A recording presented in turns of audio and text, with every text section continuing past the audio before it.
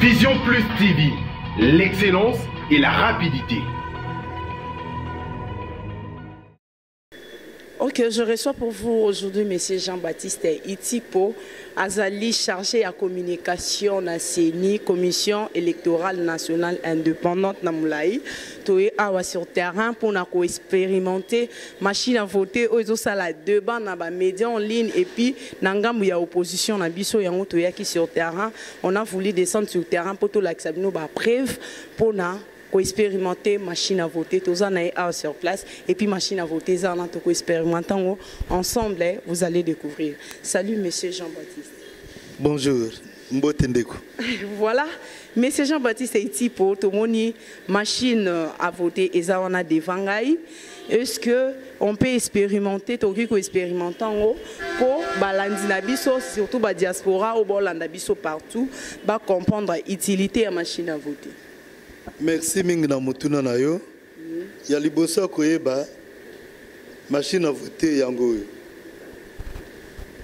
Na 2006 na 2011 to salela ki ba bulletin à vote ya minene.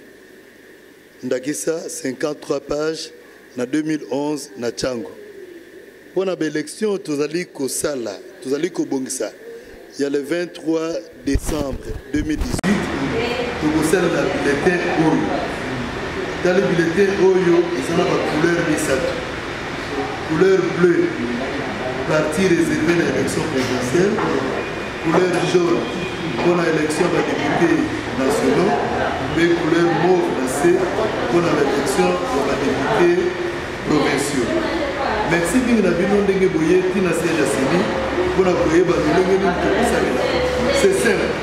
Moi, les machines de Gazali, aux yeux bulletins pour la voiture. Il était vierge. Il était en vote, il était vraiment vierge. C'est que au code ça bulletin la carte de machine. Donc au code ça la machine. Donc on a posé l'élection Misato. Machine à voter sur l'Iboso, élection présidentielle. A bimissé le candidat à l'élection présidentielle. Au salut vote aussi ici. Machine à l'action, candidat à l'élection des députés nationaux. Au salut vote aussi ici. Machine à l'action du sous candidat à députés provinciaux. Vous allez comprendre. Mais la carte d'Awa, pour la poursuite là-bas, c'est mis à Tiaki, va donner un candidat réel au Bazalaki en 2011. Dans l'élection présidentielle, la députation nationale, il y a 2015 pour la député provinciaux. Nous avons fait la mingi au code de stabilité en suivant sens de flèche.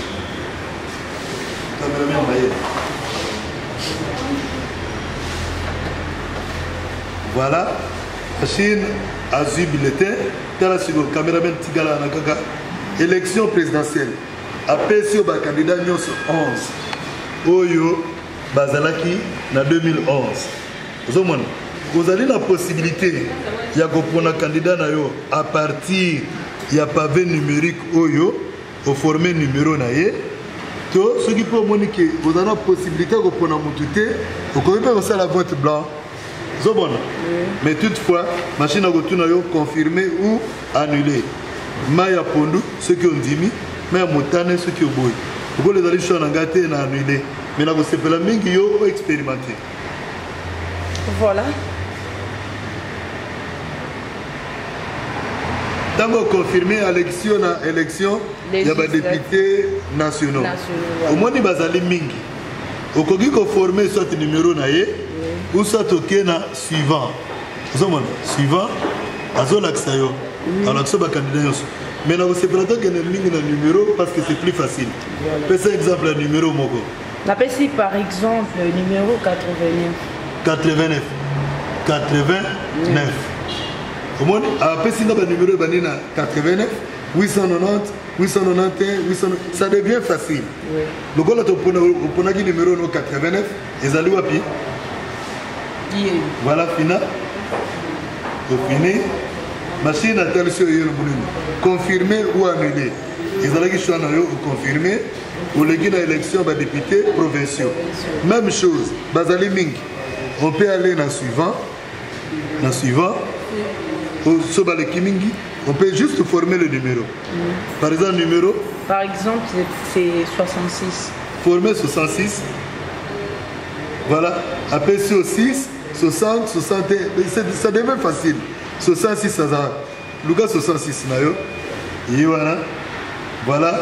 Pour confirmer. Machine à voter, le soba candidat, nous sommes mis à tuer pour Naki. Bango Nyos, 89, na 66. Bango na. Bulletin na yo ekotaki vierge, ezobi ma imprimé. Machine à gangi a voté, mais tala bulletin non nasima. Ba candidat oponaki bango te ou bango te. Bango. Bango. Et puis aussi bulletin na yo, o tient na urne. Urne nasima na yo. Voilà, vote sili. Vote sili wala. Or, ce que je dis que ma paix ça y est, bulletin à minene 3 fois. Aux bulletins à Nibosso, auquel isolo a au le choix, au tien à urne. Aux zombies, ma paix sur bulletin de ce monnaie, auquel isolo a au le choix, au tien à urne. 3 fois, ça allait prendre beaucoup de temps. Mais avec ça, en moins d'1 minute, en moins de 30 secondes, le vote est fini. Mais quand on a salé, on a au moins comprendre, puis on a temps. Si on a bateau, ça va avancer, on ça la ligne. Ndenge ni koko na botaki na 2006 na 2011. Voilà les acquis par vitesse ko na. Mais l'habilité à 53 pages. Koko a beaucoup candidat na ndenge ni. Il n'y a aucun problème là.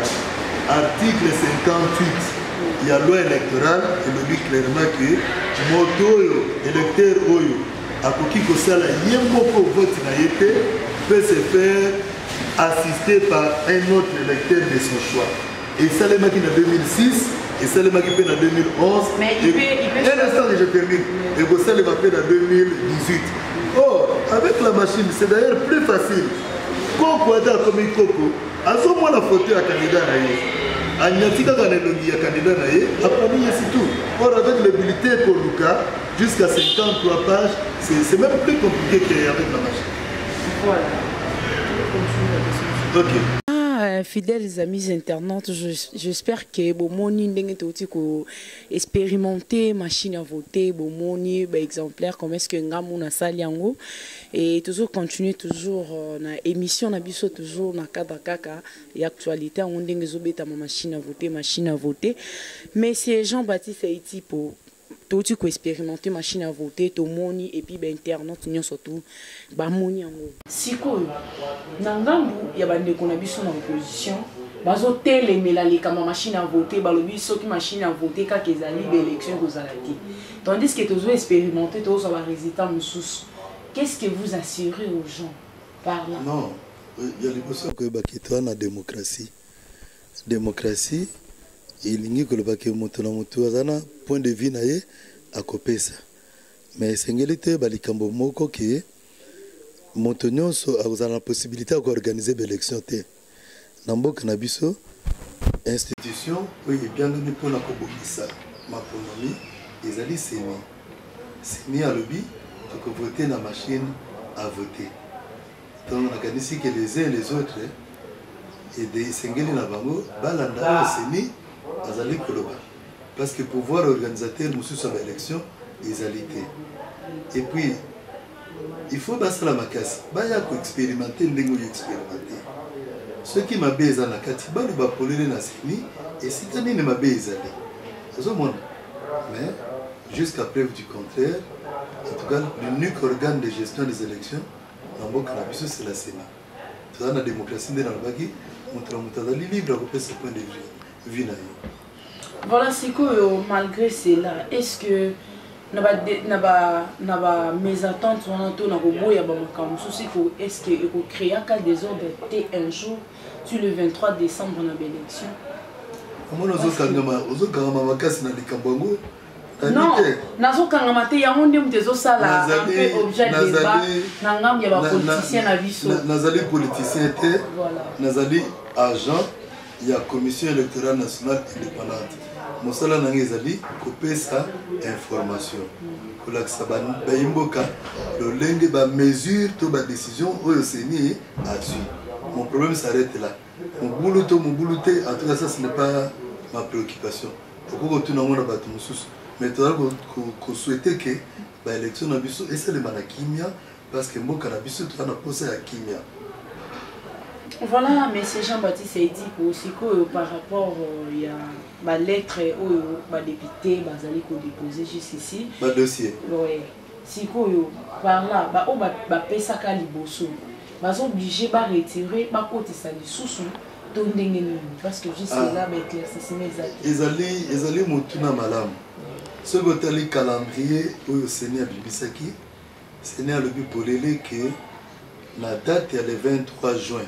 Donc samedi Oyo, Seigneur à cause de la décision au Babengi dans le poteau convocation de l'électorat. Il ngi kolobanini biso banso to kendeki kozwa ba carte d'électeur. Na ba mususu pe ba kendeki kozwa te. Kasi ba sepele te bazala ba candidat ba pona bango ba ko manifester volonté wana kozala ba candidat. Yango ba bengi convocation de l'électorat. Na dimanche kolanda le 24 juin ba bisiko esengeli ba ebalinge te bazala ba candidat ba kene kotika ba dossier na bango ya candidature bisikana ekobanda misala na yango. To bengi yango ba bureau de réception et traitement des candidatures et que vous ouvert à travers toute la République démocratique du Congo. Pour l'élection des députés provinciaux, et que vous allez bongo, je crois, 173. Et que vous avez une antenne nyon sur la Séni, puis dans la ville, Yamboka, puis dans Kinshasa, et que vous allez. Na bisika nande, bato balingi ke bazala ba candidat, ba kene ko déposer ba dossier na bango candidature.